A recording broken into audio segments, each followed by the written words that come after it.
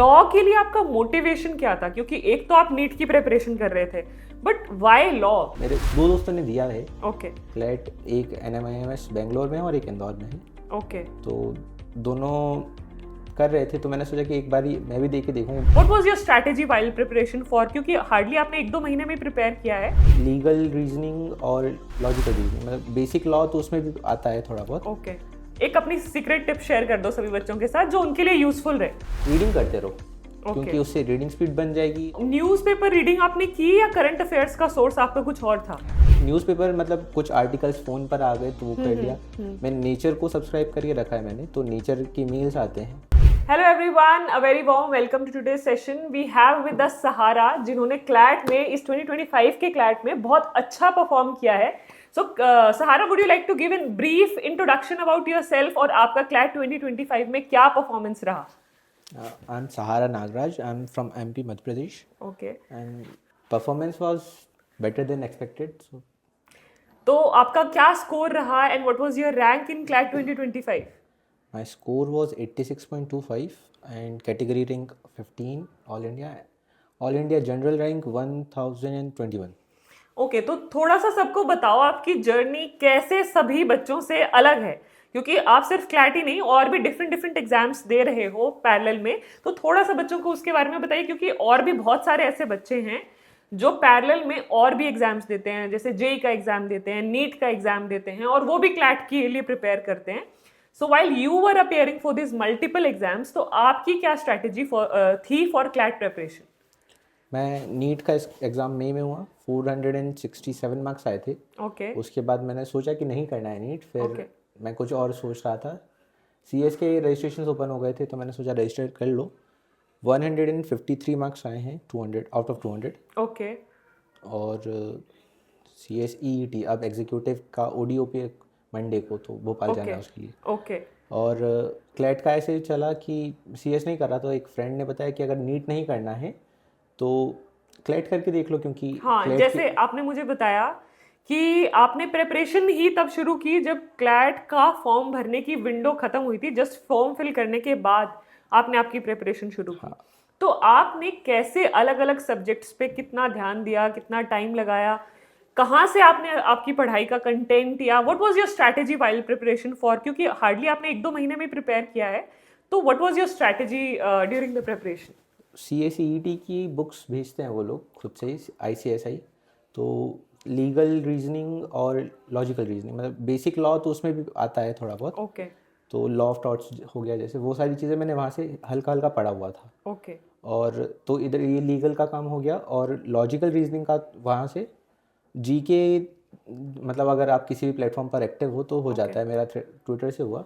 Okay और quantitative में ज़्यादा कुछ आता नहीं है, बेसिक मैथ से वो 10th तो आपने, तक का। हाँ वो तो आपने कर लिया होगा कवर। और इसके अलावा लॉ के लिए आपका मोटिवेशन क्या था? क्योंकि एक तो आप नीट की प्रिपरेशन कर रहे थे, बट व्हाई लॉ? नीट से लॉ की तरफ इंक्लिनेशन कैसे आया?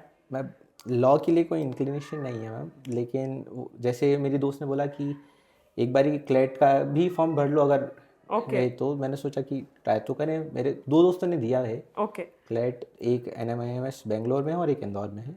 ओके तो दोनों कर रहे थे तो मैंने सोचा कि एक बारी मैं भी दे के देखूँ। उन्होंने बताया था कि पैराग्राफ आता है पेपर में, ओके तो पैसेज फॉर्म में क्वेश्चंस पूछे जाते हैं। ओके और इंग्लिश अच्छी थी स्कूल में, तो मैंने सोचा लेट्स ट्राई इट। तो ओके और आपकी फैमिली में और कौन कौन है, वो सब क्या कर रहे हैं? उनका आपकी इस क्लैट की प्रिपरेशन में या आपकी डिसीजन मेकिंग में क्या रोल था? मेरे पापा मम्मी दोनों गवर्नमेंट जॉब कर रहे हैं, और मेरी दीदी मास्टर्स कर रही है साइकोलॉजी से। ओके वो UPSC देंगी, लेकिन अभी उन्होंने फर्स्ट अटेम्प्ट अभी दिया था, उनका हुआ नहीं, लेकिन वो करेंगी अभी। ओके और ऐसे घर वालों की तरफ से तो ये था कि जो भी करना हो कर लो, अभी तो एज ही गया है। इसीलिए आपने इतने मल्टीपल ऑप्शंस हाँ। अपने लिए ओपन रखे हैं। ज़्यादा ऑप्शन हो तो ज़्यादा अच्छा है। बिल्कुल, द मोर द मैरियर, कि जितने ऑप्शंस होंगे उतना चूज करने में आपके लिए आसानी रहेगी। तो अब आपके लिए आपने क्या रोड मैप आगे डिसाइड किया है? Now that you are going to go to the NLUs, आप अपने लिए क्या सोचते हैं आगे? मतलब what kind of life do you see? Corporate law में जाना है या आपको लिटिगेशन में जाना है? ये सब एक्सप्लोर किया होगा ना आपने while you are making the decision.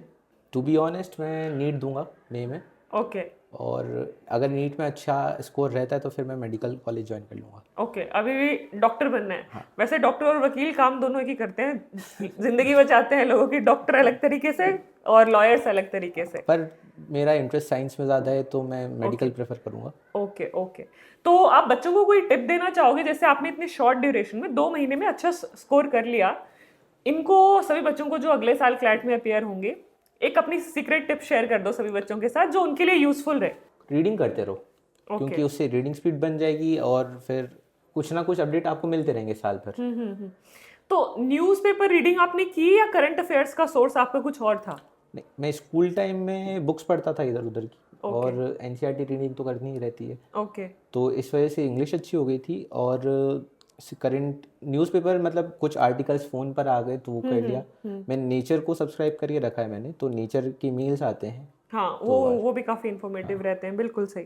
Anything else you want to add जो बच्चों के लिए यूजफुल रहे, या कोई एक ऐसी चीज जो आपको लगता है कि एक सीक्रेट इंग्रेडिएंट है एक अच्छी प्रिपरेशन? बिकॉज आपने कॉम्पिटिटिव एग्जाम क्लैट का भी दिया है, नीट का भी दिया है, दोनों में एक कोई तो कॉमन चीज आपको लगी होगी कि ये चीज मेरी अच्छी थी, इसलिए मैं नीट में भी you score decent marks this time also, और आपने क्लैट में भी अच्छा स्कोर किया। तो क्या एक कॉमन फैक्टर था जो दोनों में आपने फॉलो किया? बच्चे एंशियस हो जाते हैं एग्जाम डे पर। वो मैं आपके स्वभाव से देख पा रही हूँ, you are very calm and composed, बहुत शांति से आप सारी चीजों का जवाब दे रहे हैं। वो मतलब मैं मजाक सॉरी लेकिन मैं उतना सीरियस नहीं था क्लेट को लेके, तो मैं ऐसे ही गया था, और क्लेट में ज़्यादा अच्छे मार्क्स आ गए। नीट में मुझे था कि नीट के पेपर में मैं खुद एंशियस था काफ़ी। मैं एडमिट कार्ड पर कॉफ़ी गिरा ली थी मैंने। तो बट चलो, जो भी आप डिसीजन लेते हो अपने लिए, whether you choose to go for law और whether you choose to go for NEET exam, once again all the very best to you for all your future endeavours. आप मेहनती हो, आप कंसिस्टेंट हो, ऐसे ही कंटिन्यू करते रहना और अपने पेरेंट्स को भी प्राउड करना, and I wish you all the best for your future endeavours. So that's all about today session. Thank you everyone, I hope you all have a great day.